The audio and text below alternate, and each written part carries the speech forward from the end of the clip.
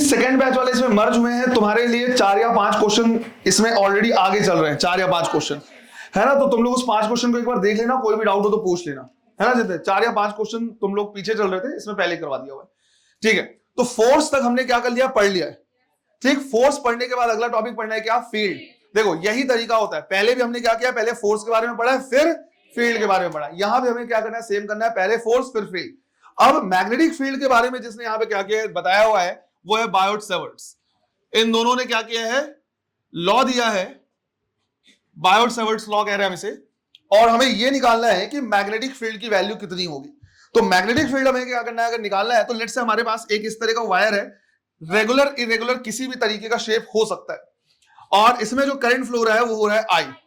अब इससे मुझे अगर मैग्नेटिक फील्ड निकालना है तो सबसे पहला ये क्या है, मुझे एक प्रॉपर लेंथ लेना पड़ेगा, क्योंकि जितना बड़ा लेंथ हम क्या करेंगे लेंगे उतना ज्यादा उसमें क्या होगा, चार्ज होगा, और जितना ज्यादा चार्ज होगा उतना ही ज्यादा मैग्नेटिक फील्ड होगा।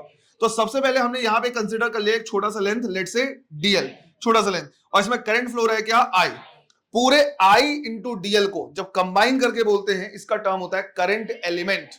आई मल्टीप्लाइड बाय डीएल को जब कंबाइन लेते हैं तो उसको बोलते हैं करंट एलिमेंट। इस छोटे से करंट एलिमेंट से मुझे क्या करना है, लेट से यहां पे मुझे मैग्नेटिक फील्ड निकालना है। तो इससे मुझे क्या करना होगा, डिस्टेंस देखना होगा। तो ये मान लिया मैंने क्या है, डिस्टेंस कितना है, आर है। साथ ही साथ करंट एलिमेंट एक वेक्टर क्वांटिटी होगी और उसका डायरेक्शन वही होगा जो करंट का डायरेक्शन होगा। इसके साथ हमने एंगल ले लिया कितना, थीटा। इन्होंने क्या किया बताया कि यहां जो मैग्नेटिक फील्ड हमें मिलेगा, सिंस यहां पे छोटे से पार्ट से मैग्नेटिक फील्ड ले रहे हैं, हमने यहां पे लिखा है डीबी, और हम लिखेंगे यहां पे जो डीबी है वो डायरेक्टली प्रोपोर्शनल है किसके, आइडियल के, सीधा सीधा आइडियल के। जितना ज्यादा करंट फ्लो होगा या जितना ज्यादा लेंथ लेंगे उतना ही ज्यादा क्या होगा, मैग्नेटिक फील्ड भी होगा। इसी तरह से डायरेक्टली प्रोपोर्शनल है साइन थीटा की वैल्यू पे, कि डिपेंड करता है कि भाई करंट एलिमेंट के साथ ये जो पोजीशन वेक्टर है या आर है वो एंगल कितना ड्रॉ कर रहा है, कितना बना रहा है। बिल्कुल परपेंडिकुलर डिस्टेंस पे लेंगे तो सबसे ज्यादा होगा, जैसे डिस्टेंस को क्या करते हैं एंगल कम करते जाएंगे वैसे वैसे मैग्नेटिक फील्ड की वैल्यू भी कम होती जाएगी। और इनवर्सली प्रोपोर्शनल है आर स्क्वायर के। कई बार ऐसे पूछ लेता है कि इनमें से कौन सा क्या बोलते हैं फॉर्मूला है जो इनवर्स स्क्वायर लॉ को फॉलो नहीं करता है। तो ध्यान रखना, अगर कोई भी फॉर्मूला इनवर्सली प्रोपोर्शनल है आर स्क्वायर के तो हम उसको बोलते हैं इनवर्स स्क्वायर लॉ। कोई लॉ होनी है, जबरदस्ती का नाम रखा हुआ है और कुछ नहीं, है ना। तो उसमें ग्रेविटेशनल फील्ड में, ग्रेविटेशनल फोर्स में भी वही है, inversely proportional r square. Magnetic force में देख रहे हैं ये भी यही है, और इलेक्ट्रोस्टैटिक फोर्स में भी क्या है, inversely proportional to r square. तो इसको इनवर्स स्क्वायर लॉ क्या कर देता है, बोल देता है। इन तीनों को अगर हम क्या करते हैं, कंबाइन कर दें तो डीबी इज इक्वल टू हमारे पास आ जाएगा ideal sine theta, sorry directly proportional ideal sine theta divide by r square. Proportionality sine को हटाएंगे तो क्या लगाएंगे, कांस्टेंट। तो यहां पे जो कांस्टेंट हमारा आता है वो आता है म्यू नॉट बाय 4 पाई। फिर हम लिखेंगे ideal sine theta divide by r square, ये हो जाएगा हमारा फॉर्मूला। इसमें यह ध्यान रखना है कि जो म्यू नॉट बाय 4 पाई की वैल्यू है वो हो जाएगा कितना, 10⁻⁻7 यूनिट, 10⁻⁻7 यूनिट। जहां पे म्यू नॉट को बोला जाता है, जैसे वहां पे एप्सिलॉन नॉट था उसको बोलते थे परमिटिविटी। परमिटिविटी का मतलब था इलेक्ट्रिक फील्ड को कितना परमिट कर रहा है अपनी जगह से ट्रैवल करने के लिए। उसी तरह से यहां पे नाम थोड़ा सा चेंज कर देते हैं और इसे हम बोलते हैं परमेबिलिटी। कितना परमेबल है मैग्नेटिक फील्ड को, कितना क्या कर रहा है, अलाउ कर रहा है मैग्नेटिक फील्ड के लिए, कितना परमेबल है, कितना ट्रैवल कर सकता है उससे। ये हो गई नॉर्मल इस तरह से एयर विभाग। लेकिन अगर हम बात करें मान लो किसी मीडियम में, तो अगर किसी मीडियम में हम क्या करेंगे देखेंगे, तो इन मीडियम हम लिखेंगे इसी मैग्नेटिक फील्ड की value mu divide by 4 pi ideal sine theta divide by r square. इस तरह से हमें क्या करना होगा, लिखना होगा। जहां पे जो म्यू होगा वो हो जाएगा परमेबिलिटी ऑफ मीडियम, और इसे हम लिख सकते हैं mu naught multiplied by mu r, जहां पे म्यू आर क्या होगा, रिलेटिव परमेबिलिटी। ये बिल्कुल वैसी कहानी है जैसे हमने परमिटिविटी के टाइम पे क्या किया था, देखा था, बिल्कुल उसी तरह से। अब एक चीज क्या करना है और ध्यान रखना है कि हम चाहें तो उसको वेक्टर के फॉर्म में भी लिख सकते हैं। वेक्टर के फॉर्म में अगर हमें लिखना होगा तो या तो हम यहां पे आर कैप लगा देंगे, या फिर हम इसे क्या करेंगे, ऐसे लिखेंगे कि ये तो हो गया हमारा फॉर्मूला म्यू नॉट बाई 4 पाई, ये कांस्टेंट टर्म हो गया। हम आर से मल्टीप्लाई और आर से डिवाइड कर रहे हैं। जब आर से मल्टीप्लाई करेंगे तो आइडियल भी वेक्टर क्वांटिटी है, आर भी वेक्टर क्वांटिटी रहेगा, और साइन थीटा हो गया। आइडियल आर साइन थीटा को वेक्टर के फॉर्म में हम लिख सकते हैं ideal vector cross r vector, लेकिन फिर नीचे में क्या आ जाएगा, आर क्यूब हो जाएगा। तो ये वेक्टर के फॉर्म में आ जाएगा, right. Ideal vector cross r vector divide by r cube. एक बार क्वेश्चन इस तरह से पूछा हुआ है कि इनमें से कौन से फॉर्मूले सही है, फॉर्मूला ही पूछा हुआ है। तो अगर आर स्क्वायर के टर्म में मैग्नीट्यूड के फॉर्म में लिख रहे हो तो ऐसे, वेक्टर के फॉर्म में लिख रहे हो तो आर वेक्टर, अगर ऊपर लिखा तो नीचे में आर क्यूब। एक और तरीका हो सकता है, यहां पे आर वेक्टर ना लिखे, आर का यूनिट वेक्टर लिखे, आर कैप लिखे।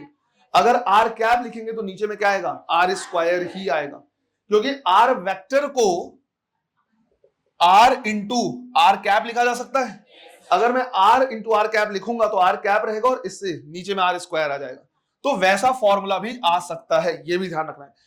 इसको देख के हमें तुरंत ये समझ में आ गया कि मैग्नेटिक फील्ड सिंस क्या है, एक वेक्टर क्वांटिटी है, अगर मुझे इसका डायरेक्शन निकालना हुआ तो क्रॉस प्रोडक्ट क्या यहां पे आ रहा है, और जहां जहां क्रॉस प्रोडक्ट आएगा वहां पे right hand thumb rule use कर सकते हैं। तो राइट हैंड थंब रूल से हम क्या कर सकते हैं, आंसर निकाल सकते हैं। कैसे निकालना है वो अभी हम क्या करेंगे, सीखेंगे, क्योंकि वेक्टर क्वांटिटी में दोनों की इक्वल इंपॉर्टेंस है, magnitude as well as direction, दोनों को ही निकालना उतना ही जरूरी है। तो मैग्नीट्यूड हमने क्या कर लिया, निकालना सीख लिया, डायरेक्शन निकालना भी हम क्या करेंगे, सीखेंगे। इसके साथ साथ क्या करना है, ये भी ध्यान रखना है कि जैसे म्यू नॉट बाई 4 पाई की वैल्यू है, उसी तरह से कई बार ऐसा होगा कि 4 पाई की वैल्यू भी तुमको क्या करना होगा, रखना पड़ेगा, है ना, न्यूमेरिकल वैल्यू रखना पड़ेगा। सिर्फ म्यू नॉट की वैल्यू निकालनी हो तो 4 पाई इंटू 10⁻⁷। 4 पाई की वैल्यू तुमको क्या करना बेटा, याद रखना है। 4 पाई की वैल्यू होती है 12.56 के बराबर, अप्रोक्सीमेट कितना लेंगे, 12.5, है ना। कुछ कांस्टेंट की वैल्यू ध्यान रखनी। इसी तरह से पाई स्क्वायर की एग्जैक्ट वैल्यू होती है 9.8 के बराबर, मतलब जी के बराबर, पर हमने आज तक जी को जी के बराबर नहीं लिया, 9.8, तो इसको क्यों लेंगे, अप्रोक्सीमेट कितना लेंगे, 10। तो कुछ कांस्टेंट्स की वैल्यू भी क्या करनी है, ध्यान रखनी है। क्लियर है ये? तो ये हो गया मैग्नीट्यूड वाला पार्ट। डायरेक्शन भी अभी हम क्या करेंगे, निकालना सीखेंगे। चलो नोट करो इसे। जितना इंपॉर्टेंट मैग्नेटिक फील्ड का मैग्नीट्यूड निकालना है, उतना ही इंपॉर्टेंट उसका डायरेक्शन भी निकालना है। डायरेक्शन निकालने के दो तरीके होंगे। सिंस हमने देखा है कि मैग्नेटिक फील्ड का फॉर्मूला आ रहा है आइडियल क्रॉस आर वेक्टर, मतलब जहां जहां पे क्रॉस प्रोडक्ट आएगा राइट हैंड थंब रूल तो वहां पे बाय डिफॉल्ट लगेगा ही लगेगा, और उससे हम आंसर निकाल सकते हैं। तो जैसे मान लो एग्जांपल ले लिया हमने कि इस तरह का वायर है जिसमें आई करंट फ्लो हो रहा है, और यहां पे मुझे क्या करना है, मैग्नेटिक फील्ड निकालना है। तो सबसे पहला काम रहेगा कि यहां पे हम इसको क्या कर देंगे, जोड़ देंगे, और ये हो जाएगा आर। अब जो आर है, आर का डायरेक्शन वैसे ही लेंगे जैसे हम पोजीशन वेक्टर लेते थे। याद करो, वेक्टर टॉर्क के टाइम पे पोजीशन वेक्टर जब हम लेते थे, आर वेक्टर लिखते थे ना, आर क्रॉस एफ, तो कैसे लेते थे, away from the rotational axis and towards the force. तो यहां भी वैसे ही लेंगे, है ना, जहां भी हम क्या कर रहे हैं, करंट एलिमेंट ले रहे हैं उससे अवे, मतलब ये डायरेक्शन हो जाएगा आर का। अब अगर मुझे यहां पे मैग्नेटिक फील्ड निकालना है तो सबसे पहले हम आइडियल की तरफ हाथ रखेंगे, ये हो गया आइडियल, फिर क्रॉस करेंगे आर। तो ऐसे तो हो नहीं सकता, तो हमें ऐसे रखना पड़ेगा, आइडियल फिर क्रॉस आर, किधर आ रहा है ये, इनवर्ड। तो जो मैग्नेटिक फील्ड का डायरेक्शन हो जाएगा वो क्या हो जाएगा, inward.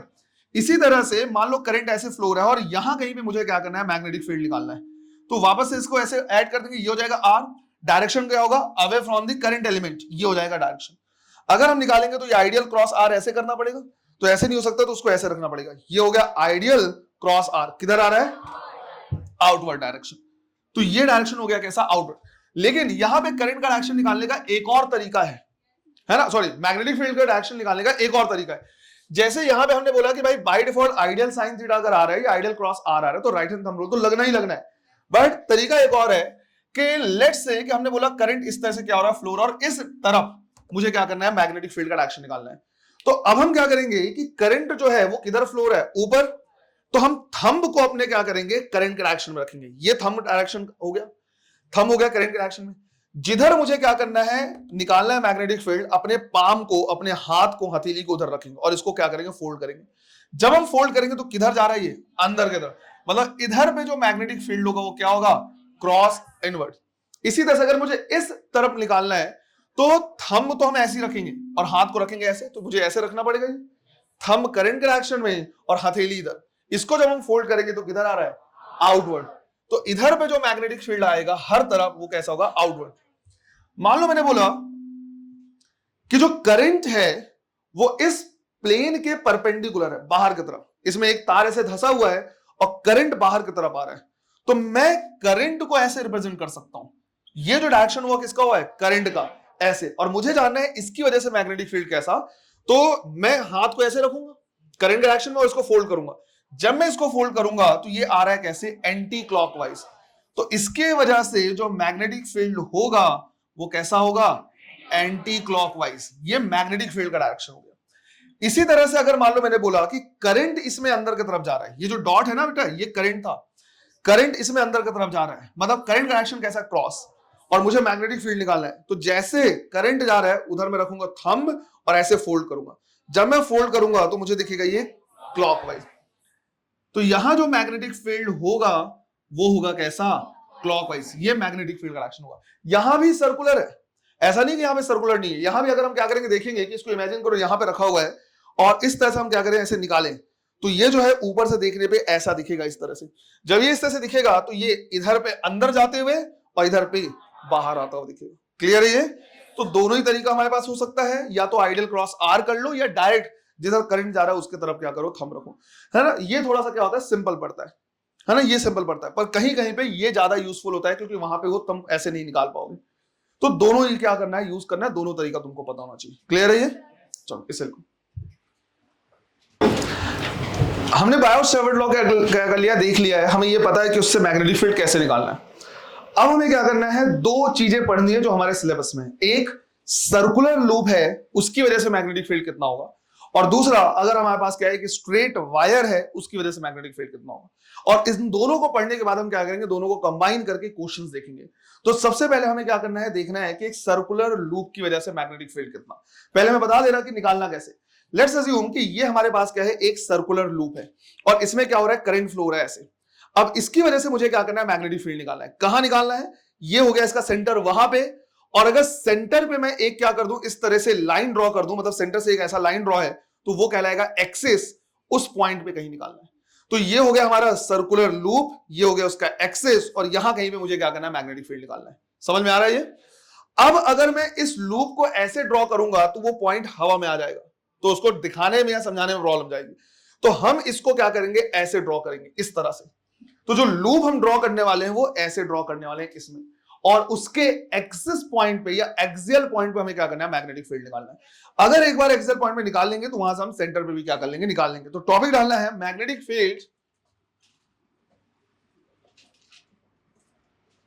Field due to a circular loop. सबसे पहले निकालेंगे एक्सेस पे, और वो उस फॉर्मूले को हम क्या करेंगे, मॉडिफाई करके निकाल लेंगे कहां पे, सेंटर पे। अब डेरिवेशन वाले पार्ट से ज्यादा बॉदर होने की जरूरत नहीं, क्योंकि डेरिवेशन तुम लोग में पूछेगा नहीं, पर उसके बावजूद समझना है कि निकाला कैसे गया है। तो पहले समझना, उसके बाद नोट करना है कि लेट से हमने यहां पे क्या कर लिया है, एक इस तरह का सर्कुलर लूप लिया है और हम कह रहे हैं इसमें करंट फ्लो रहा है कितना, आई। इसका जो रेडियस है वो हमने मान लिया कितना, आर, और ये हो गया, यहां से अगर हम एक लाइन ड्रॉ कर दे इस तरह से तो ये हो गया क्या, एक्सिस। इस एक्सिस में कोई रैंडम पॉइंट हमने क्या कर लिया, देख लिया, लेट्स से यहां पे, और मुझे मैग्नेटिक फील्ड निकालना है। अब फॉर्मूला जो है उसमें आइडियल लेते हैं, आइडियल मतलब एक छोटा सा पार्ट लेते हैं। तो सबसे पहले यहां भी मुझे क्या करना पड़ेगा, एक छोटा सा पार्ट लेना पड़ेगा, करंट एलिमेंट लेना होगा, है ना। जहां पे आइडियल लिखा था उसको लिख लेना बेटा तुमने। आइडियल को बोला जाता है क्या, करंट एलिमेंट, उसे करंट एलिमेंट बोला जाता है। तो लेट्स से एक छोटा सा पार्ट डीएल हमने यहां पे ले लिया जिसमें करंट इस तरह से फ्लो है, ये करंट फ्लो होते हुए आया, वही डीएल पार्ट हमने इधर ले लिया, उसमें करंट क्या हो रहा है, इस तरह से फ्लो हो रहा है। अब थोड़ा इसको क्या करना है, सही तरीके से समझना है। इस लूप को हमने ऐसे लिया हुआ है और करंट इसी तरह से फ्लो रहा है, तो जब ऊपर वाले पार्ट में देखोगे तो करंट क्या है, तुम लोग की तरफ, है ना, ऐसे। और यहां से मुझे क्या करना है, यहां पे मैग्नेटिक फील्ड निकालना है। तो इस करंट एलिमेंट से हम क्या करेंगे, डिस्टेंस ले लेंगे। ये डिस्टेंस मान लिया कितना है, स्मॉल आर। बिल्कुल इसी तरह से यहां से भी हम लेंगे तो ये भी क्या हो जाएगा, स्मॉल आर, है ना। स्मॉल आर का डायरेक्शन हो जाएगा away from the current element. अब इसको थोड़ा सा समझना है, करंट का डायरेक्शन है ऐसा, और मैग्नेटिक फील्ड जो आर है वो इस तरह से है, दिख रहा है। ये हो गया आइडियल और ये हो गया आर, दोनों के बीच का एंगल कितना, 90 डिग्री। भले ये ऐसे स्लैंट है, सीधा नहीं है, ऐसे है, उसके बावजूद दोनों में जो एंगल है वो कितना है, 90 डिग्री। आइडियल सबसे ऊपर में तुम्हारे तरफ है और ये हो गया क्या, स्मॉल आर, ये दोनों के बीच में एंगल कितना, 90 डिग्री। अब मुझे ये देखना है कि इसकी वजह से मैग्नेटिक फील्ड कैसे हुआ। तो आइडियल क्रॉस आर करेंगे, ये हो गया आइडियल और क्रॉस आर, आर इस डायरेक्शन में। तो ऐसे करने के लिए मुझे इसको ऐसे रखना पड़ेगा, ये हो गया आइडियल क्रॉस आर, ये थंब जो होगा वो डायरेक्शन देगा किसका, मुझे मैग्नेटिक फील्ड का। यहां पे अगर देखें तो ये हो गया आइडियल और इधर पे आर है, तो आर करेंगे, ये मैग्नेटिक फील्ड का डायरेक्शन, पर मुझे मैग्नेटिक फील्ड यहां पे निकालना है, तो ये डायरेक्शन हो जाएगा किसका, मैग्नेटिक फील्ड का, डीबी। सिंस क्रॉस प्रोडक्ट का रिजल्टेंट है मैग्नेटिक फील्ड, वो ideal as well as r दोनों के क्या होगा, परपेंडिकुलर होगा। क्रॉस प्रोडक्ट का जो रिजल्ट होता है वो दोनों के क्या होता है, परपेंडिकुलर। तो आइडियल का भी परपेंडिकुलर होगा, तो आइडियल का परपेंडिकुलर तो वैसे भी हो जाएगा ही। आइडियल जो है आउट ऑफ द प्लेन है और ये इन द प्लेन है, और दूसरा आर के भी परपेंडिकुलर, तो ये एंगल कितना, 90 डिग्री। क्लियर है यहां तक? इसी तरह से इसकी वजह से अगर मैं मैग्नेटिक फील्ड निकालूंगा तो वो मैग्नेटिक फील्ड इस डायरेक्शन में आएगा डीबी, जो अगेन इसके क्या रहेगा, परपेंडिकुलर। यहां पे लेट से मैंने बोला कि भाई ये एंगल थीटा है, ये एंगल थीटा, तो ये एंगल भी कितना हो जाएगा, थीटा। अब मैं मैग्नेटिक फील्ड को क्या कर सकता हूं, कंपोनेंट में रिजॉल्व कर सकता हूं। अगर मैं मैग्नेटिक फील्ड को कंपोनेंट में रिजॉल्व करूंगा तो इधर पे इसका कंपोनेंट आएगा कितना, डीबी कॉस थीटा, और इसका भी कंपोनेंट डीबी कॉस थीटा। तो जरूर मन में आ सकता है सर 2 डीबी कॉस थीटा लिख दे, पर ऐसा नहीं है। ऐसा इसलिए नहीं है क्योंकि यहां पे सिर्फ 2 ही आइडियल नहीं है, यहां पे भी एक आइडियल है, यहां भी आइडियल है, यहां भी आइडियल, यहां पे, तो बहुत सारे डीबी कॉस थीटा इस तरफ आने वाले हैं। तो सारे डीबी कॉस थीटा को मुझे क्या करना होगा, ऐड करना होगा, और अगर ऐड नहीं कर सकते तो इंटीग्रेट करेंगे। बिल्कुल उसी तरह से डीबी कॉस थीटा का इधर पे कंपोनेंट आएगा क्या, डीबी साइन थीटा, और नीचे की तरफ कंपोनेंट डीबी साइन थीटा। अब इसमें भी सिर्फ 2 डीबी साइन थीटा नहीं है, बहुत सारे डीबी साइन थीटा है, एक ऊपर एक नीचे है, एक इधर एक इधर, एक इधर एक इधर, ऐसे। तो साइकिल में जैसे स्पोक्स होते हैं उस तरह के बहुत सारे डीबी साइन थीटा है, और सारे डीबी साइन थीटा एक दूसरे को क्या करेंगे, कैंसिल करेंगे। सारे डीबी साइन थीटा एक दूसरे को कैंसिल करेंगे, जिसकी वजह से बहुत सारे डीबी कॉस थीटा ऐड होंगे। और अगर मुझे नेट मैग्नेटिक फील्ड निकालना है तो मैं यहाँ पे डीबी कॉस थीटा का क्या करूंगा, इंटीग्रेट कर दूंगा। अब अगर मुझे डीबी कॉस थीटा को क्या करना है, इंटीग्रेट करना है, तो डीबी की वैल्यू मैं लिखूंगा, वो जाएगा कितना, mu naught by 4 pi ideal sine theta की वैल्यू 90 डिग्री। वो जो थीटा हम लेते हैं आर और आइडियल और आर के बीच में, वो एंगल कितना है, 90 डिग्री। तो साइन 90 की वैल्यू कितनी हो गई, 1 डिवाइड बाय, मैं भी लिख दे रहा एक बार, साइन 90 डिग्री डिवाइड बाई यहां से यहां तक का distance small r square multiplied by cos theta. इसे मुझे क्या करना है, इंटीग्रेट करना है। क्या वेरी कर रहा है, डीएल की वैल्यू, थीटा वीटा कुछ वेरी नहीं कर रहा है ना, कहीं भी कोई सा भी पार्ट लो ये एंगल उतना ही रहेगा। तो जितने कांस्टेंट टर्म है उसको बाहर निकाल सकते हैं। अगर हम कांस्टेंट टर्म को बाहर निकालेंगे तो म्यू नॉट बाई 4 पाई बाहर निकल जाएगा, I into cos theta divide by r square बाहर निकलेगा। इंटीग्रेट करना है सिर्फ और सिर्फ किसे, डीएल को। बट यहां पे मुझे कॉस थीटा की वैल्यू भी रिप्लेस करनी होगी। अब कॉस थीटा की वैल्यू को रिप्लेस करने के लिए मैंने कंसीडर कर लिया कि लेट्स से ये वाला एंगल कितना है, अल्फा। अब एक चीज ध्यान से देखना, अल्फा 90 डिग्री और थीटा, इन तीनों को अगर मैं ऐड कर दूं तो कितना एंगल आ जाएगा, 180 डिग्री। तो मैंने बोला कि alpha plus 90 degree plus theta कितना हो गया, 180 डिग्री। तो 90 इधर जाएगा तो अल्फा प्लस थीटा कितना, 90। तो अल्फा की वैल्यू 90 माइनस थीटा, दोनों तरफ मैंने क्या ले लिया, साइन ले लिया। तो मैं यहां से लिख सकता हूं sine alpha is equal to sine 90 minus theta. तो साइन 90 माइनस थीटा कितना, sine 90 minus theta cos theta. तो साइन अल्फा की वैल्यू किसके बराबर, कॉस थीटा के बराबर। तो मैं यहां पे कॉस थीटा को रिप्लेस कर सकता हूं साइन अल्फा से। ऐसा मैंने इसलिए किया बेटा क्योंकि इधर से थीटा में परपेंडिकुलर बेस कुछ लिख नहीं सकता, पर यहां पे तो मुझे राइट एंगल ट्रायंगल दिख रहा है, और राइट एंगल ट्रायंगल अगर मुझे दिख रहा है तो मैं यहां से क्या कर सकता हूं, वैल्यूज लिख सकता हूं। सेंटर से पॉइंट का डिस्टेंस हमने ले लिया कितना, x, ये मैं लिखना भूल गया था, एक्सेल में x डिस्टेंस को हमें निकालना है। तो राइट एंगल ट्रायंगल अल्फा की वैल्यू लिखी जा सकती है। तो मैंने यहां से लिखा mu naught by 4 pi I, यहां पे क्या लिखूंगा मैं, sine alpha divide by r square. Dl का इंटीग्रेशन, बहुत सारे छोटे छोटे डीएल है, सबको अगर मैं ऐड कर दूं तो पूरा क्या आ जाएगा, राइट, पूरा का पूरा पेरीमीटर, और पेरीमीटर कितना, 2 पाई आर।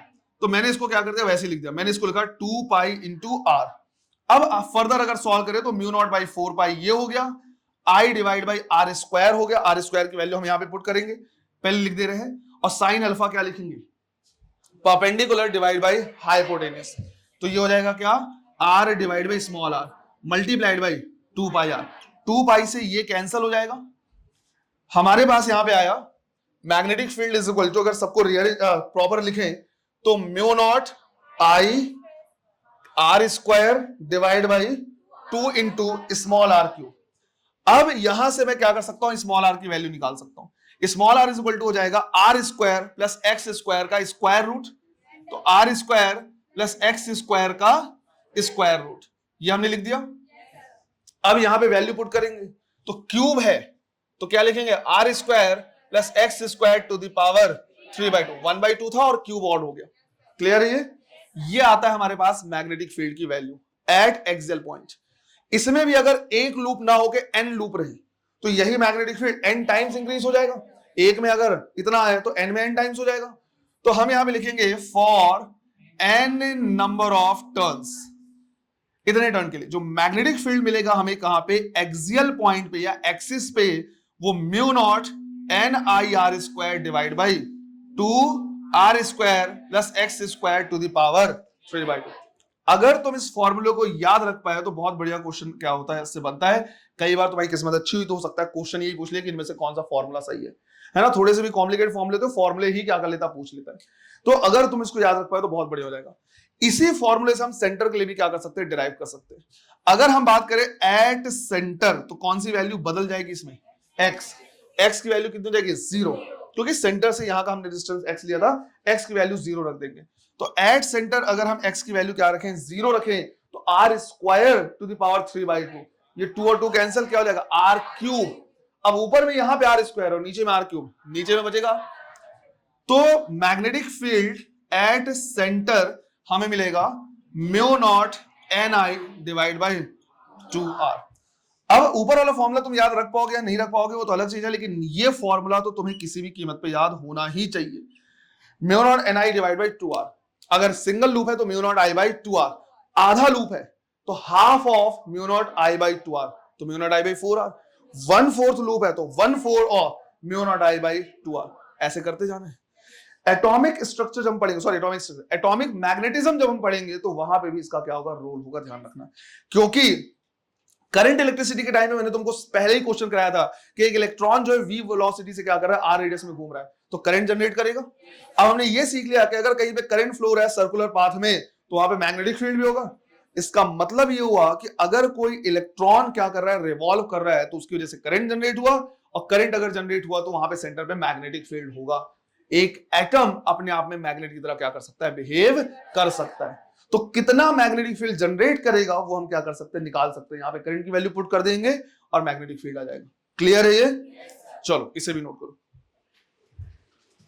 देखो सर्कुलर लूप पढ़ने के बाद हमें क्या करना है, देखना है एक स्ट्रेट वायर से भी, है ना। ये दो चीजें हमें क्या करना है, देखना है। सर्कुलर लूप का फॉर्मूला देख लिया, एक स्ट्रेट वायर से मैग्नेटिक फील्ड कितना होता है वो भी हमें देखना है, उसके बाद हम क्वेश्चन करेंगे। तो नेक्स्ट टॉपिक डालना है magnetic field due to a straight wire।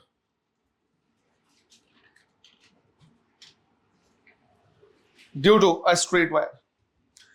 अब इसमें हमें क्या करना है, डेरिवेशन वाला पार्ट नहीं देखना है ना। इसमें से जो मेन हमारे सिलेबस में उसका डेरिवेशन एम्पियर सर्किट लॉ के टाइम पे आ जाएगा, खुद ब खुद हुआ आएगा। तो लेट से सबसे पहले हमने क्या किया, एक फाइनाइट वायर लिया। फाइनाइट वायर कहने का मतलब है जिसका लेंथ हम क्या कर सकते हैं, मेजर कर सकते हैं। और हमने कहा कि इस वायर में करंट फ्लो हो रहा है कितना, I, और इससे डी डिस्टेंस में मुझे क्या करना है, मैग्नेटिक फील्ड निकालना है। तो जिस पॉइंट में मुझे मैग्नेटिक फील्ड निकालना होगा वहां से हम क्या करेंगे, पहले तो एक परपेंडिकुलर ड्रॉ करेंगे। जैसे इस पॉइंट में निकालना है तो वायर के साथ परपेंडिकुलर ड्रॉ करेंगे, तो ये डिस्टेंस हो जाएगा डी, है ना। डिस्टेंस हमेशा ऐसे ही मेजर करना है। अगला स्टेप ये रहेगा कि इस पॉइंट को इन दोनों एंड से हम क्या कर देंगे, इस तरह से मिला देंगे ऐसे, और इस एंगल को ले लेंगे। मान लिया ये θ1 है और दूसरा ये क्या है, θ2। यहां से जो डिस्टेंस है वो कितना लिखा है हमने, डी लिखा हुआ है। और इस पॉइंट में मुझे क्या करना है, मैग्नेटिक फील्ड निकालना है। तो वहां जो मैग्नेटिक फील्ड की वैल्यू हो जाएगी वो हो जाएगी μ0 I divide by 4πd bracket में sin θ1 प्लस sin θ2। राइट, ये हमको क्या करना है, याद ही रखना है। इसका डेरिवेशन वाला पार्ट हमें नहीं देखना है। बट ये फॉर्मूला भी अगर तुम्हें याद नहीं रहे तो कोई दिक्कत वाली बात नहीं है, क्योंकि ये उतना सिलेबस में हमारे नहीं है, वो डायरेक्ट सिलेबस में नहीं है। इसका केसेस है, इसके केसेस अलग अलग, वो हमको क्या करना है, देखना है। जैसे इसमें पहला केस जो है वो हमारे लिए क्या है, बहुत इंपॉर्टेंट है। ये तो तुमको किसी भी तरीके से याद रखना ही पड़ेगा, और वो है कि अगर यही वायर हमारा कैसे हो, इनफाइनाइट लेंथ का हो। तो इनफाइनाइट लेंथ का वायर है या इनफाइनाइट वायर है तो उसके लिए हमें क्या करना है, देखना है।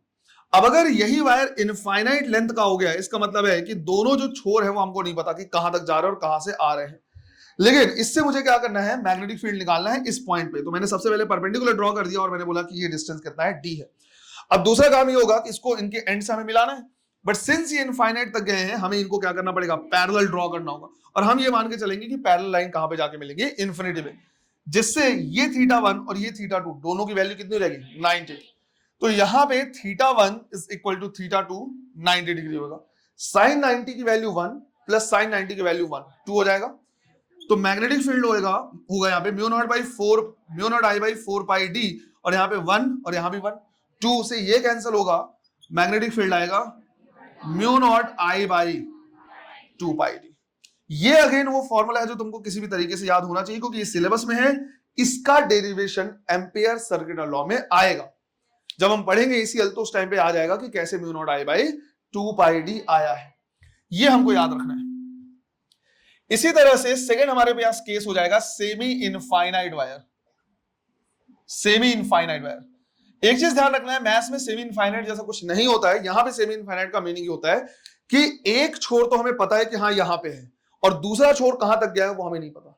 जैसे मान लो तुम क्या है किसी पावर स्टेशन के पास खड़े हो जहां से पावर जनरेट हो रहा है, और वहां से एक वायर निकला है, तो हमको पता है कि हाँ यहां से ये वायर है, यहां से जनरेट हो रहा है, पर दूसरा जो तार है, दूसरा जो वायर है ट्रांसमिशन लाइन का, वो कहां तक गया है कोई पता नहीं है। तो वो हो जाएगा क्या, सेमी इनफाइनाइट। एक का एंड पता है, दूसरा नहीं पता। ये कंडीशन ऐसा हो जाएगा इनफाइनाइट, जैसे मान लो तुम रोड में खड़े हो, इधर से वायर आ रहा है, ट्रांसमिशन लाइन इधर चला गया, अब हमको नहीं पता कहां से आ रहा है और कहां तक जा रहा है।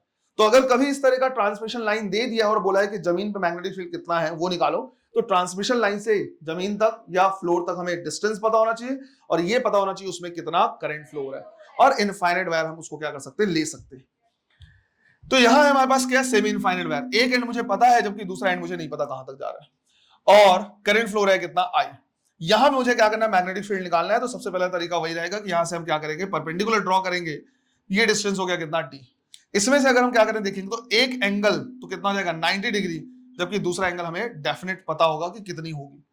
तो यहां से हम लिखेंगे θ1 की वैल्यू कितनी, 90 डिग्री, और θ2 को हम सिंपल क्या लिख सकते हैं, थीटा। अब यहां पे अगर मैग्नेटिक फील्ड निकालें तो ये हो जाएगा mu naught I divide by 4 pi D. Sine 90 की वैल्यू 1, और दूसरा हमारे पास कितना है, साइन थीटा। ये फॉर्मूला उतना इंपॉर्टेंट नहीं है, हो सकता है ना पूछे, अगर पूछेगा भाई तो अगर ये याद है तो तुम निकाल सकते हो। फिर हमारे पास है तीसरा केस जो अगेन बहुत इंपॉर्टेंट है, ये इसको हम कह रहे हैं क्या, ये special semi infinite wire. Special semi infinite wire कहने का मतलब है वायर तो क्या है, सेमी इनफाइनाइट, एक एंड पता है दूसरा एंड नहीं पता, पर जो पॉइंट है जहां पे हमें मैग्नेटिक फील्ड निकालना है वो पहले पॉइंट का जो हमें एंड पता है एग्जैक्टली उसके पैरेलल वहीं पे है। तो जैसे मान लिया कि भाई ये हमारा क्या है, वायर है, ये एंड नहीं पता हमें, इसमें करंट फ्लो है कितना, आई। अब जो पॉइंट हमें क्या करना, लेना है वो बिल्कुल इसके एंड के पास लेना है, यहां पे। यहां से अगर हम परपेंडिकुलर ड्रॉ करेंगे तो ये हो गया डिस्टेंस कितना, टी। अब यहां पे एक अगर मैं एंगल लूंगा तो 90 डिग्री, और दूसरा एंगल इसी के साथ बनाऊंगा तो 0। तो θ1 की वैल्यू हो गई 90, और θ2 की वैल्यू 0 डिग्री। ये हो गया स्पेशल सेमी इनफाइनाइट। ये हमारे बहुत काम का है, ध्यान रखना, कई क्वेश्चन इससे आएंगे। यहां पे अगर हम क्या करें, पुट करें, तो मैग्नेटिक फील्ड हम लिखेंगे mu naught I by 4 pi D, bracket में लिखेंगे साइन 90 की वैल्यू 1 और साइन 0 की वैल्यू 0। तो सिंपल से हमारे पास मैग्नेटिक फील्ड का फॉर्मूला जा रहा है mu naught I by 4 pi D. ये फॉर्मूला भी हमें किसी भी कीमत पे याद होना चाहिए। और अगर हम देखें तो उस फॉर्मूले को इनफाइनाइट से हम चाहें तो क्या कर सकते हैं, निकाल सकते हैं। जैसे अगर मान लो हमने क्या किया, इनफाइनाइट लेंथ के लिए लिया है, कितना आ रहा है, mu naught I by 2 pi D. अगर मैं इसको यहां से क्या कर दूं, ब्रेक कर दूं, तो इस पॉइंट को मैं ऐसा मान सकता हूं कि मेरे पास दो स्पेशल सेमी इनफाइनाइट है। अरे इनफाइनाइट वायर है, यहीं से अगर मैं इसको ब्रेक कर दे तो ऊपर वाला पार्ट भी स्पेशल सेमी इनफाइनाइट, नीचे वाला पार्ट भी स्पेशल सेमी इनफाइनाइट। अगर दो सेमी इनफाइनाइट की वजह से mu naught I by 2 pi D है, तो एक की वजह से कितना होना चाहिए था, mu naught I by 4 pi D, जो यहां पे आ जा रहा है। समझ में आया ये, इस तरह से है ना। चलो नोट करो, एक मुझे और बताना है, लिखो इससे पहले कि लेट्स से कभी ऐसा हुआ कि भाई ये वायर यहां पे है, आई करंट फ्लो हो रहा है इसमें, और जिस पॉइंट में तुम्हें मैग्नेटिक फील्ड निकालना है वो पॉइंट खुद वायर के ऊपर में है, या फिर ऐसे जगह पे है कि अगर मैं वायर को एक्सटेंड करूं तो वो उसके ऊपर से चला जाएगा, भले फाइनाइट है चाहे जैसा भी है। ऐसे पॉइंट पे है कि अगर वायर को एक्सटेंड कर दे तो ऊपर चला जाएगा, उसके ऊपर से जाएगा। तो ऐसे जगह पे अगर हमें मैग्नेटिक फील्ड क्या करना है, निकालना है, तो आंसर कितना होगा, 0 होगा। तो एक्सियल पॉइंट पे अगर आ जाएगा, मतलब एक्सिस पे आ जाएगा, वायर के ही ऊपर आ जाएगा, या ऐसे पॉइंट पे जहां पे क्या करें, इंक्रीज करें, वायर के लेंथ को इंक्रीज करते या बढ़ाते तो उसके ऊपर आ जाता, तो ऐसे जगह पे मैग्नेटिक फील्ड कितना होगा, 0 होगा। क्लियर है ना, इसे भी नोट कर लेना। अब देखो हमने दोनों फॉर्मूले क्या कर लिए, देख लिए कि अगर कहीं पे सर्कुलर लूप है तो उससे मैग्नेटिक फील्ड कितना, और अगर कहीं पे वायर है तो उससे मैग्नेटिक फील्ड कितना। अब इन दोनों को कंबाइन करके हमें क्या करना है, क्वेश्चन देखने हैं। तो क्वेश्चन लिखना है, find the net magnetic field, find the net magnetic field at point P। तो जितने भी क्वेश्चन हम क्या कर रहे हैं, देख रहे हैं, सब में जहां जहां पे पॉइंट P रहेगा वहां पे क्या करना है, नेट मैग्नेटिक फील्ड हमें निकालना है। जैसे पहला क्वेश्चन हमने लिया कि भाई यहां पे हमारे पास क्या है, एक सेमी सर्कुलर लूप है, फिर इस तरह का क्या है, ऐसा स्ट्रक्चर दिया हुआ है ऐसे, है ना। तो ये हो गया सेमी सर्कुलर लूप, एक वायर ऐसे है, इधर पे जहां जहां डॉट डॉट लगा मतलब वो इन्फिनिटी तक गया हुआ है। इसमें ये बोला हुआ है कि करंट जो है वो आई फ्लो रहा है, ये इसका सेंटर हो गया, यही पॉइंट पी है और इसका रेडियस कितना है, आर है। पहला क्वेश्चन में बता दे रहा करने का तरीका क्या है। अगर करंट इधर से आएगा तो यहां से जाने के बाद करंट ऐसे मुड़ेगा और फिर वापस यहां से चला जाएगा। इसमें टोटल 3 एलिमेंट है, ये पहला एलिमेंट हो गया, ये दूसरा सेमी सर्कुलर और ये तीसरा सेमी इनफाइनाइट। अब अगर मुझे क्या करना है, मैग्नेटिक फील्ड निकालना है तो कायदे से तीनों से निकालना है। पहले 1 की वजह से निकालेंगे, तो ये स्पेशल सेमी इनफाइनाइट वायर है, यहां से इसका डिस्टेंस कितना है, आर, जो डी था वो कितना है, आर के बराबर है ना। तो इसकी वजह से मैग्नेटिक फील्ड कितना लिखेंगे, mu naught I divide by 4 pi into R. इस चीज का भी ध्यान रखना है कि हमें डायरेक्शन को भी कंसीडर करना होगा, क्योंकि नेट मैग्नेटिक फील्ड निकालना है तो डायरेक्शन का ध्यान रखना होगा। तो अगर मैं इसकी वजह से मैग्नेटिक फील्ड का डायरेक्शन इधर निकालूं तो मुझे इसको ऐसे रखना पड़ेगा, ये हो गया आई मल्टीप्लाइड बाय ऐसे, किधर, आउटवर्ड, तो ये कैसा होगा, डॉट। थर्ड की वजह से अगर मैं निकालूं तो मैग्नीट्यूड वाइज तो सेम आएगा, क्योंकि ये भी स्पेशल सेमी इनफाइनाइट है, mu naught I divide by 4 pi R. और इसकी वजह से अगर मैं डायरेक्शन निकालूं तो कितना, ये भी कैसा है, आउटवर्ड। तो अगर दोनों आउटवर्ड है, दोनों को ऐड कर सकते हैं, तो mu naught I by 2 pi R ये हो जाएगा। फिर थर्ड सेकंड की वजह से निकालेंगे, सेकंड की वजह से अगर निकालें तो ये एक सेमी सर्कुलर लूप है और उसका सेंटर है। पूरे लूप से कितना होता था, mu naught I by 2 R, semi circular का क्या होगा, उसका भी हाफ हो जाएगा, तो क्या लिखेंगे, mu naught I by 4 R. और इसके लिए डायरेक्शन निकालेंगे, है ना। इस तरह से करंट जा रहा है, निकालेंगे तो कैसा आ रहा है, cross, invert. Semi circular loop के लिए चलो एक थोड़ा सा इसको और देखो। मान लो कहीं पे लूप है और इसमें करंट फ्लो रहा है इस तरह से, और अंदर की तरफ तुमको मैग्नेटिक फील्ड निकालना है। तो पहला तरीका तो वही कि जिधर करंट जा रहा है उधर तुम क्या करो, थंब रखो, और अंदर निकालना है तो कैसा दिख रहा है, क्रॉस। दूसरा तरीका उल्टा भी हो सकता है, थंब ना लेके हम इसको क्या करें, फोल्ड करें। जैसे करंट कैसा फ्लो रहा है, क्लॉकवाइज, तो क्लॉकवाइज फ्लो रहा है तो अपने हाथ को हम क्या करेंगे, क्लॉकवाइज फ्लो करें, फोल्ड करेंगे, तो थंब जो हमें देगा वो मैग्नेटिक फील्ड का डायरेक्शन देगा। तो करंट को अगर थंब में रखोगे, थंब के डायरेक्शन में रखोगे, तो हाथ को फोल्ड करने से मैग्नेटिक फील्ड का डायरेक्शन मिलेगा। और अगर हाथ को तुम करंट के डायरेक्शन में फोल्ड करोगे, जो थंब होगा वो मैग्नेटिक फील्ड का डायरेक्शन देगा। तो जैसा कन्वीनियंट लगे वैसा तुम क्या कर सकते हो, यूज कर सकते हो, है ना। एक्सियल वेक्टर में भी ऐसा हमने यूज किया था, क्लॉकवाइज है कि एंटी क्लॉकवाइज ऐसे करके, वैसा तुम यहां पे देख सकते हो। तो ये कैसा आ रहा है, क्रॉस आ रहा है। इनको अगर मैं ऐड करूं तो ये आ जाएगा mu naught I divide by 2 pi R, ये कैसा दिख रहा है, डॉट। अब ये और ये एक दूसरे के क्या है, अपोजिट है। अगर अपोजिट है तो जो नेट मैग्नेटिक फील्ड मुझे यहां पे मिलेगा वो ज्यादा में से कम को क्या करेंगे, सब्ट्रैक्ट करेंगे। ज्यादा कौन है, 4r या 2 पाई आर, तो अगर ये 4 है और इसको मल्टीप्लाई करो तो 2 इंटू 3 लगभग 6 आ जाएगा। तो ये वैल्यू क्या है, कम, और ये वैल्यू क्या है, ज्यादा। तो ज्यादा से कम को क्या करना है, माइनस करना है। तो नेट आ जाएगा हमारे पास mu naught I divide by r, common यहां पे 1/4 और यहां से क्या 1/2 पाई, या तुम चाहो तो 2 को कॉमन निकाल सकते हो, तो यहां पे 1/2 और यहां पे 1/पाई। इतना नेट मैग्नेटिक फील्ड हमें मिलेगा। बट नेट मैग्नेटिक फील्ड का डायरेक्शन क्या होगा, तो जिधर ज्यादा होगा उसी का डायरेक्शन लगा देना है। तो ये सिंपल ऐसे कंसीडर करो ना यार, कि मान लो हम कहीं पे फोर्स निकालते हैं, मैं बोलता कि F1 = 10 न्यूटन है, अपोजिट डायरेक्शन में F1 F2 = let's say 6 Newton है, तो नेट फोर्स कितना, 10 - 6 4 न्यूटन। और वो किधर होता है, जिधर ज्यादा फोर्स लग रहा होता। तो बिल्कुल उसी तरह से ये मैग्नेटिक फील्ड ज्यादा है और ये क्या है, कम, तो ज्यादा में से कम को सब्ट्रैक्ट कर देंगे और नेट किधर होगा, जो ज्यादा होगा। तो आंसर क्या लगाएंगे, क्लियर है ये। तो ये मैंने तुमको क्या कर दिया, बता दिया है कि किस टाइप से आंसर देना है। यहां पे मैं क्वेश्चन लिखते जा रहा, अपने अपने कॉपी में क्या करते जाओ, सॉल्व करते जाओ, उसको क्या करते जाएंगे, साइड बाय साइड चेक करते जाएंगे।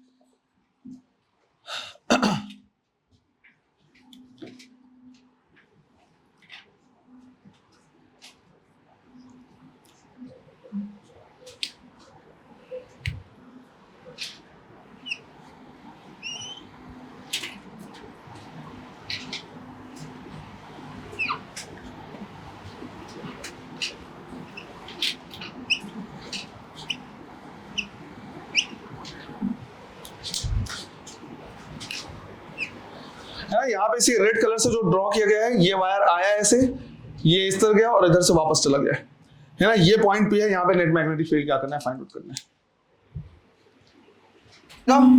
यहां से जाएगा और यहां से क्या हो जाएगा, वापस चला जाएगा। यहाँ पे भी 3 एलिमेंट है हमारे पास, है ना। मान लिया ये पहला है, ये दूसरा एलिमेंट है और ये तीसरा एलिमेंट है। अगर मैं पहले एलिमेंट से क्या करूं, मैग्नेटिक फील्ड निकालूं, तो इसको एक्सटेंड करने से ये जो पॉइंट है उसी के ऊपर आ जाएगा, तो मैग्नेटिक फील्ड कितना, 0। सेकेंड एलिमेंट से अगर हम निकालें तो ये एक पूरे लूप का 1/4 पार्ट है। यहाँ पे 90 डिग्री दिखा हुआ है, मतलब ये पूरे का 1/4 है। तो मैग्नेटिक फील्ड कितना देगा, 1/4 of mu naught I by 2r। तो ये हो जाएगा कितना, mu naught I by 8r। और अगर डायरेक्शन निकाले तो डायरेक्शन कैसा आएगा, राइट, इनवर्ड या क्रॉस। इसी तरह से थर्ड अगर हम निकाले तो ये स्पेशल सेमी इनफाइनाइट है। स्पेशल सेमी इनफाइनाइट एंड से एंड के पास है, तो इसको लिखेंगे mu naught I divide by 4 pi R. और अगर इसकी वजह से डायरेक्शन निकालें तो डायरेक्शन कैसा आएगा, आउटवर्ड। तो डायरेक्शन आएगा आउटवर्ड।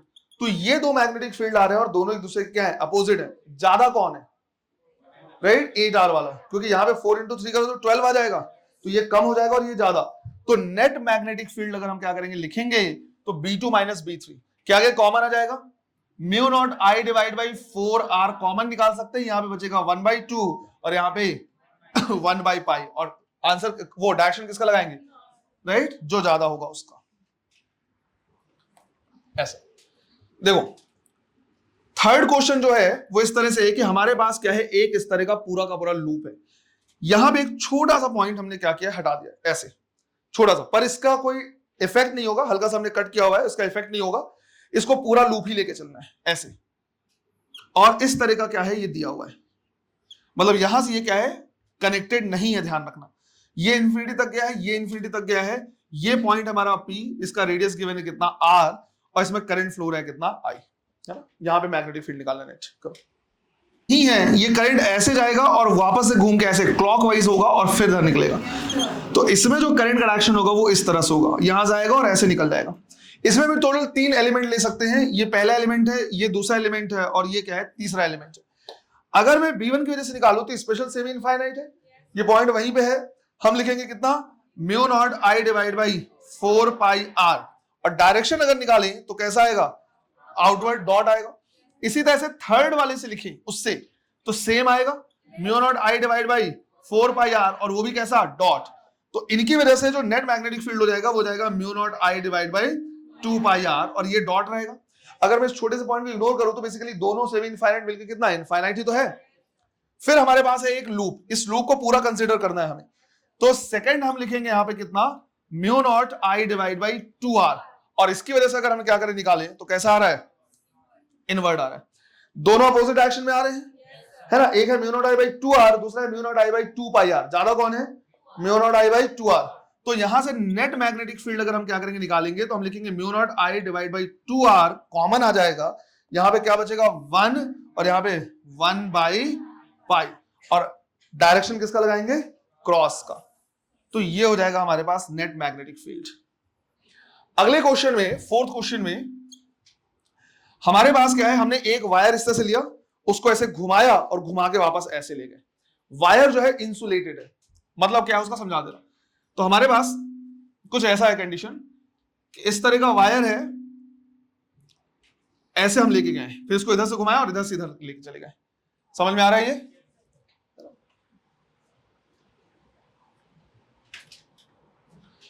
जो वायर है वो इंसुलेटेड है। इंसुलेटेड कहने का मतलब ये हो गया कि अगर जब इसको घुमा के यहां से लेके जाएंगे तो ये आपस में कोई ज्वाइंट नहीं है। ये नहीं सोचना है कि यहां से वायर का करंट का रीडिस्ट्रीब्यूशन होगा, ये ज्वाइंट नहीं है। जैसे नॉर्मली ये सब वायर हम यूज करते हैं सर्किट में, उसी तरह का एक वायर ले लिया, उसको ऐसे घुमाया और घुमा के ऐसे ले गए, तो करंट इस तरह से जाके वैसे निकलेगा। ये आपस में यहाँ पे ज्वाइंट नहीं। इधर में जो वायर है इंफिनिटी तक गया है, इधर का भी जो वायर है वो क्या है, इंफिनिटी तक गया है। ये पॉइंट हमारा क्या है, P है, रेडियस कितना है R, और करंट फ्लो है कितना I, है ना। करो इसे भी। था जहां पे माइनस था वहां पे क्या आ जा रहा होगा, प्लस आ जा रहा होगा, है ना। आंसर सेम आ रहा होगा। इससे पहले वाले क्वेश्चन में जो माइनस था वो प्लस आ रहा होगा। इसको भी हम 3 पार्ट में डिवाइड कर सकते हैं, बस इसमें डिफरेंस ये है कि करंट अब ऐसे जाएगा और इस तरह से घूम के निकलेगा। तो जो करंट है वो क्या करेगा, ऐसे एंटी क्लॉकवाइज घूमेगा और यहां से निकल जाएगा। इसको हमने पहला पार्ट मान लिया, इसको दूसरा पार्ट मान लिया, इससे तीसरा पार्ट मान लिया। फर्स्ट पार्ट अगर हम लिखेंगे तो कितना आ जाएगा, mu naught I divide by, right, special semi infinite है तो 4 पाई आर, और डायरेक्शन कैसा होगा, डॉट। थर्ड की वजह से लिखेंगे तो mu naught I divide by again 4 pi R, कैसा, डॉट। दोनों को अगर देखें तो नेट कितना, mu naught I divide by 2 pi R, और डायरेक्शन कैसा, डॉट। फिर सेकेंड वाले की वजह से देखें तो mu naught I divide by 2r, अब ये भी एंटी क्लॉकवाइज घूम रहा है तो एंटी क्लॉकवाइज से निकालेंगे तो कैसा आएगा, ये भी डॉट। इसका मतलब है कि ये और ये सेम डायरेक्शन में है तो नेट मैग्नेटिक फील्ड क्या कर देंगे, ऐड कर देंगे, और हम कहेंगे कि यहां से mu naught I divide by 2r common निकाल लो, यहां पे बचेगा 1 divide by 1 plus 1 by pi, ये आएगा आंसर।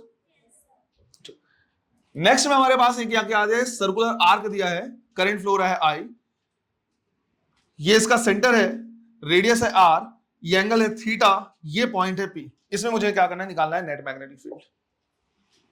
पूरे सर्कुलर लूप का एक पार्ट है, तो हम सिंपल से बोलेंगे, देखो अगर 360 होता, अगर पूरा एंगल कितना होता, 360 होता, तो mu naught I by 2r होता, तो थीटा है तो कितना होगा, theta divide by 360। Unitary method लगा सकते हैं कि भाई इतने एंगल के लिए इतना तो थीटा के लिए कितना, तो मैग्नेटिक फील्ड की वैल्यू आ जाएगी सीधी सीधी कितनी, theta divide by 360 into mu naught I by 2r। ये यूनिटरी मेथड लगाओ तो आ जाएगा 360 के लिए अगर mu naught I by 2r है तो थीटा के लिए इतना।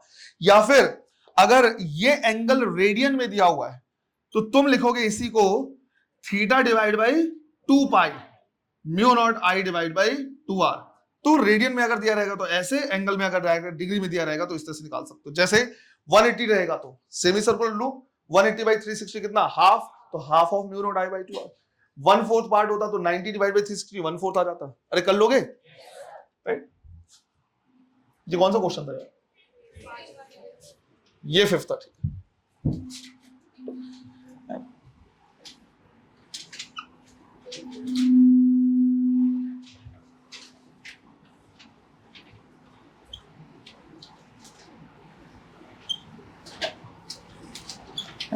इस तरह का स्ट्रक्चर दिया हुआ है, ये एंगल गिवन है 60 डिग्री, आई करंट फ्लो है, ऐसे स्ट्रक्चर दिया हुआ है, इससे निकालना है net magnetic field P point पे। यहां से यहां तक का डिस्टेंस आ रहा है और यहां से यहां तक का डिस्टेंस आ रहा है, करो, यहां से घूमेगा और ये वापस आ जाएगा। लेट्स से मैंने बोला कि ये एलिमेंट है फर्स्ट और ये एलिमेंट है सेकंड, इसी तरह से ये थर्ड है और ये फोर्थ है। अब थर्ड और फोर्थ एलिमेंट अगर तुम निकालोगे, इसको एक्सटेंड करोगे तो एक्सिस पे आएगा, तो हम यहां से लिखेंगे 3 और 4 की वजह से मैग्नेटिक फील्ड कितना, 0। 1 की वजह से अगर मैं निकालूं तो 60 डिग्री है, कितना पार्ट है पूरे सर्कुलर लूप का, 1/6। अगर नहीं समझ में आया तो 60 डिवाइड बाय 360 कर दो, 1/6 आ जाएगा। तो हम लिखेंगे 1/6 of mu naught I divide by 2r, और इसकी वजह से मैग्नेटिक फील्ड निकालूं तो कैसा आएगा, इनवर्ट, क्रॉस आएगा। इसी तरह से अगर मैं यहां पे सेकंड निकालूं तो ये भी जो लूप है हमारे पास है ना, थोड़ा सा लूप जैसा बनाना, वो स्ट्रेट जैसा दिख रहा है, लूप है, वो आर्क है, वो भी कितना है, 1/6 पार्ट है। तो 1/6 of mu naught I divide by 2 into radius इसका कितना है, 2r है ना, इसका रेडियस कितना है, 2r है, तो 2 इंटू 2r हो जाएगा, तो कितना हो जाएगा, 4r।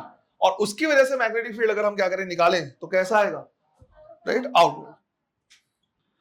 अब यहां से अगर हम क्या करें, देखें कि नेट मैग्नेटिक फील्ड कितना, तो ये है mu naught I by 12r और है mu naught I by 24r, ये कम है, तो इससे इसको क्या करेंगे, माइनस करेंगे, तो 1/12 माइनस 1/24 कितना बचेगा, 1/24।